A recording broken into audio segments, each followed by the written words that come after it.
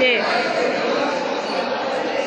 Magandang gabi sa inyong lahat. Ngayon, live tayo dito sa Mamungan Gymnasium kung saan nakikita nyo na ang mga player ng CSUD at Angels ay nagkakagulo dahil sa isang error sa score.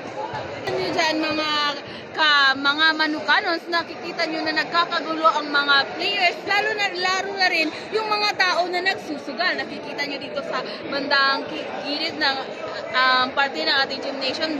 Nandito nakikita nyo ang mga nagsusugal na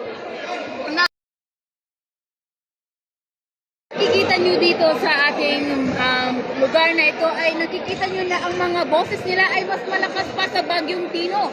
Lalo na at meron ng paparating na bagong bagyo na tinatawag na tigungan. Kaya ipapakita naman sa inyo kung ano ang mga nangyayari, kung saan malapit na silang